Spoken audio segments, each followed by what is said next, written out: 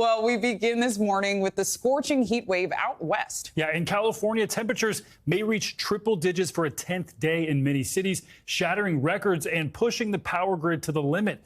Officials there are urging people to reduce their power use during the busiest times to avoid those rolling blackouts. And the dangerous heat is fueling multiple wildfires across the state, including the Fairview fire outside Los Angeles, which has killed 2 people and destroyed nearly 20,000 acres. NBC News national correspondent Miguel Almaguer is in Burbank, California, with the latest. The power grid is stretched to its max here in California, but it's not broken. Still, it'll be another scorcher in the state of California. Several cities will be in their triple digits for the 10th day in a row. And all across the West, the heat is on. Some 41 million people will be under heat advisories.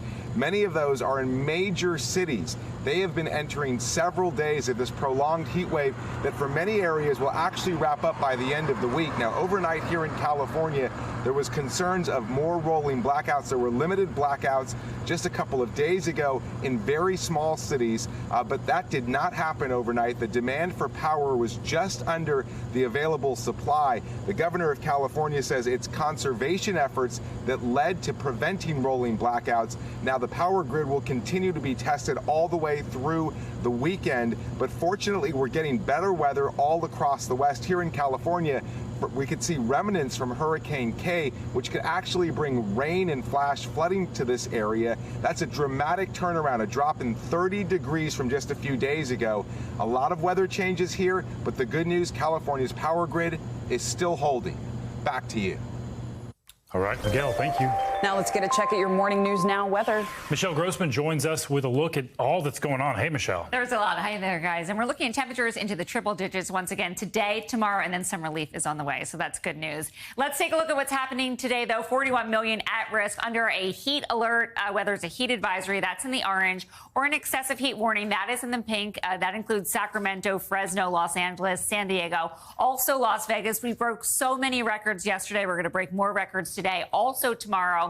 On top of that, we do have a fire risk, 11 million people impacted in portions of the northern Rockies, the Intermountain West, Washington, Oregon, into northern California. We're looking at really dry conditions. It's hot, and we're looking at the chance of some dry lightning as well. So as we go throughout time here, we're going to soar into the triple digits once again. 110 in Redding today, most likely breaking a record of 109.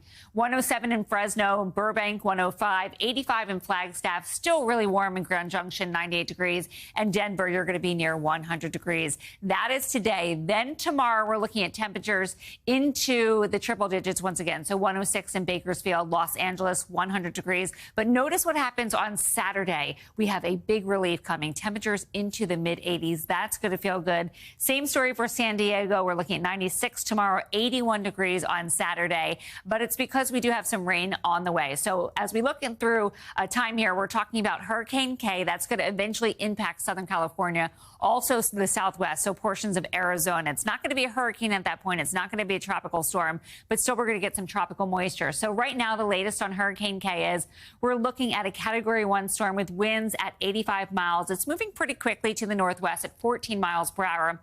So as we go throughout time here, it's going to move off to the north. It's going to move off to the northwest as well. Kind of makes a little loop, too, a little strange path there. But as we go throughout time, it's going to lose its tropical characteristics, still bringing, though, rain to portions of Southern California. And we could see quite a bit of rain in some spots. So generally 1 to 2 inches, maybe 3 in the metro areas of Los Angeles, also San Diego. But notice those darker colors, the reds, the oranges, the higher mountains could see the risk for some flooding with locally higher amounts of 3 to 5 inches. So we're looking at some flooding, too, in the southeast. We're looking at the potential for some flooding with some heavy rain. Sun returns to the northeast. It's going to be a nice day there. Parts of the Great Lakes looking really good, too. But it's the southeast where we have an area of low pressure. It's very slow moving. We could see showers and storms with really heavy downpours. That could bring some flooding to portions of the Gulf Coast once again into the state of Florida as well. We had that yesterday. We're going to have it today, also tomorrow. So no storms erupting tomorrow on the Gulf Coast. And we could see some some slow travel as well. Generally, for your rainfall forecast, 1 to 3 inches, but notice parts of the Carolinas into the coast of Georgia. We're looking at higher amounts. We could see locally 4 to 5 inches in some spots, especially along the coast of Florida and also along the Gulf Coast. So it's going to be a wet day once again in the South. They need the umbrella. I feel like that umbrella has been up all summer long. And now into the fall. It seems yes, they can't put it away. Exactly. I know. All right, Michelle Grossman, thanks. Thank you. Sure. We're also following 2 major breaking stories this morning. The first, overnight, police in Memphis arrested a man who went on a shooting spree throughout the city, killing 4 people and leaving 3 hurt. 19-year-old Ezekiel Kelly is now in custody, hours after police say he live-streamed some of the shootings that occurred in at least 8 different locations. Officials have charged Kelly with first-degree murder. Police in Memphis thanking residents for their help in capturing the suspect during an event they're describing as a mass mobile shooting. This has been a horrific week for the city of Memphis and the Memphis Police Department. We extend our sincere condolences to all the victims who have been affected in this sequence of violent acts today. We want to express our sincere appreciation to our citizens who provided numerous tips throughout this ordeal. Police have not released the identity of the victims. No word on a motive yet this morning, but Kelly had been released from prison earlier this year after serving 11 months for aggravated assault. We'll have much more on this story coming up in our next hour. More breaking news now, this time out of Las Vegas. An elected official has been arrested in connection with the deadly stabbing of local reporter Jeff Gehrman on Saturday. The Las Vegas Review-Journal's editor says Clark County Public Administrator Robert Tellis is in custody in connection with Gehrman's murder. Tellis had been the subject of a series of unflattering stories by the reporter. Local media reported SWAT team members were outside of Tellis's home late Wednesday afternoon. As authorities searched inside, officials had this to say about the investigation. It's very important for us not only to identify and arrest the suspect, but we want to do this case in a way where we can have a solid prosecution and hold that person accountable. 69-year-old Gehrman was found dead outside of his home Saturday morning. His co-workers said he didn't express any fears for his safety in the days leading up to his death. Now to the ongoing legal battle between former President Donald Trump and the Department of Justice over the FBI search of Trump's Florida home. Both sides are facing a Friday deadline to submit names for the so-called special master. That's the independent arbiter who will oversee the seized documents. NBC News legal analyst Glenn Kirshner joins us now for more on this. Glenn, it's good to see you this morning. So let's start on that issue of the special master. There's still a big question of whether the Justice Department will appeal the judge's ruling to even appoint one in the first place. So do you expect the DOJ to appeal? You know, anytime the Department of Justice is engaged in a debate on whether to appeal a trial court judge's decision or not, there are a couple of considerations in play. One is, what happens if they lose the appeal?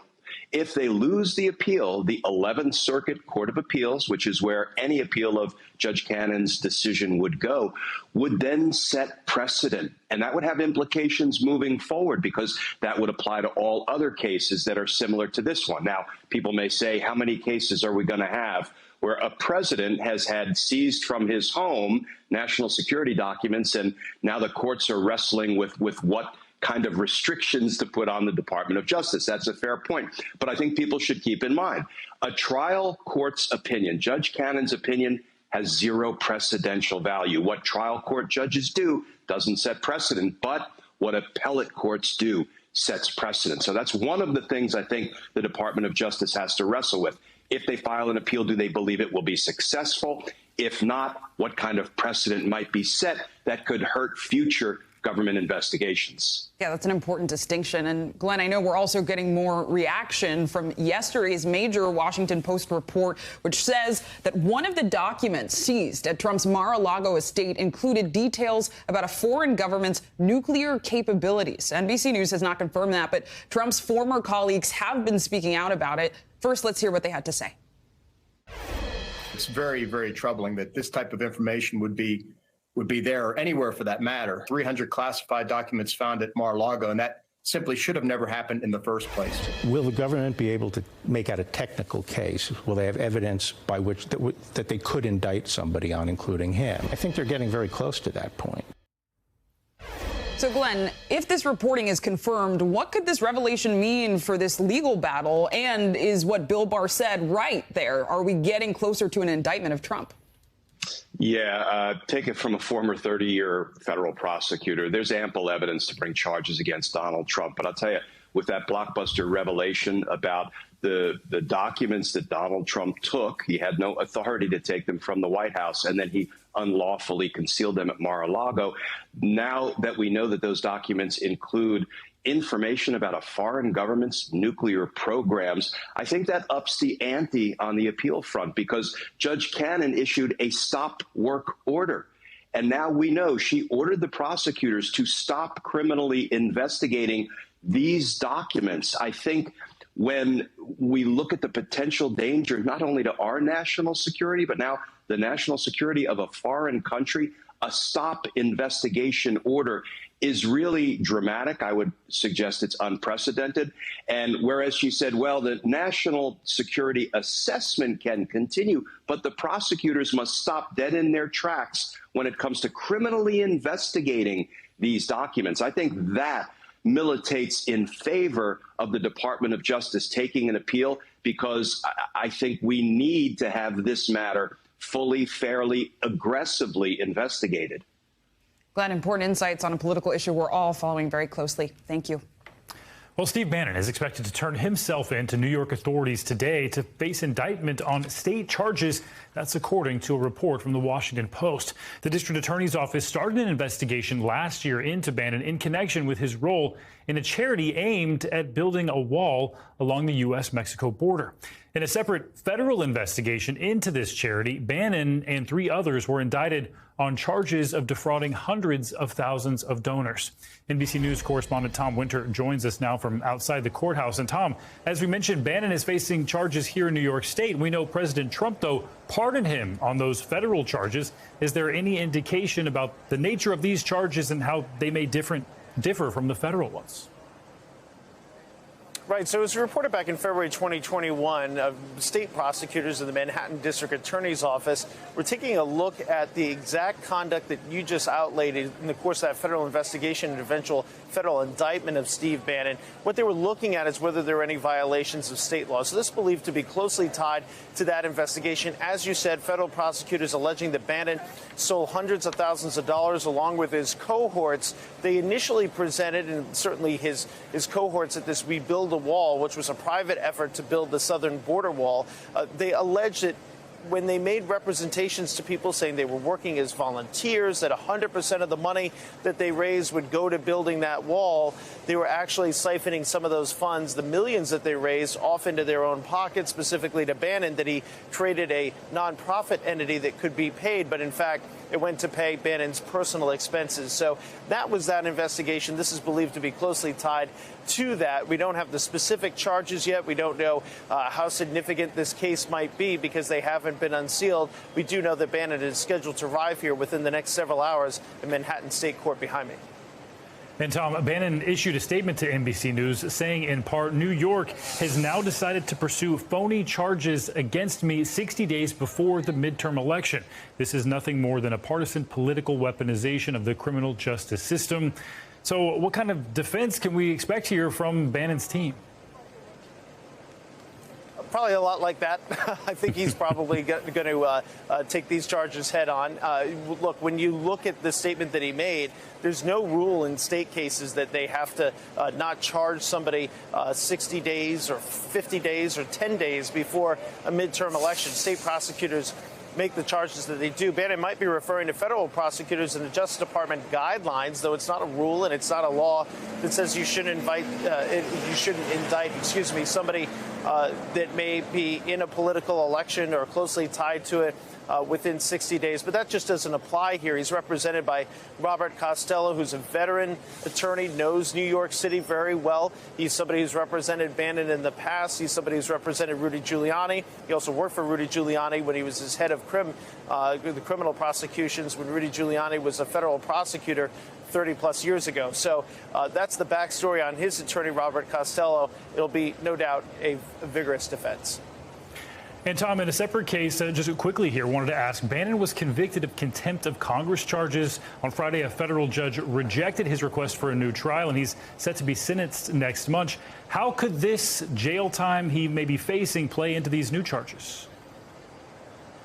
Yeah, I don't think it's really that case is really going to impact this particular state case. There, he faces a minimum of 30 days, up to a year for each one of the 2 counts that he was found guilty on. Just depends on if the judge wants to sentence consecutively or concurrently, how that jail time will work itself out. But this is an entirely separate case. There'll be some coordination at some point if Bannon is in jail with respect to any sort of pre-trial or trial that will occur at state court behind me. But for all purposes, these are going to be separate cases. We don't even know if Bannon will be jail eligible, if you will, if he's convicted on any potential charges filed today. More to come on several fronts. Tom Winter, thanks. Turning now to a White House reunion. Yesterday, former President and First Lady Barack and Michelle Obama returned to the White House for the unveiling of their official White House portraits. NBC News Chief White House correspondent Kristen Welker has more. It was a first family affair. Barack and Michelle, welcome home. Welcome home. For the country, a return of a White House tradition. For Michelle Obama, her first visit back in more than 5 years. Michelle, he knows, we all know, he couldn't have done it without you. The former president nostalgic. When people ask me what I miss most about the White House years, it is not Air Force One that I talk about, although I miss Air Force One. It's the chance that I had to stand shoulder to shoulder with all of you. A reunion of a political partnership forged over 2 terms. We trusted him, all of you in this room. We believed in him, and we counted on him. And I still do. Joe, it is now America's good fortune to have you as president. Mr. Obama thanking artists Robert McCurdy and Sharon Sprung, quipping the portrait of Mrs. Obama captures what he loves most. Her grace, her intelligence, and the fact that she's fine. Let me thank my husband, first of all, for such spicy remarks. An emotional Michelle Obama saying the portraits stand for something larger. A girl like me, she was never supposed to be up there next to Jacqueline Kennedy and Dolly Madison. And it is so important for every young kid who is doubting themselves to believe that they can too. That is what this country is about. The bipartisan tradition goes back decades. You will now be able to gaze at this portrait and ask, what would George do? But former President Trump did not invite Mr. Obama, a mutual decision, according to sources. Still, this moment particularly poignant for the first black president and first lady who will live on these walls for history. Kristen Welker, NBC News, the White House. Beautiful portraits there. Thanks for watching our YouTube channel. Follow today's top stories and breaking news by downloading the NBC News app.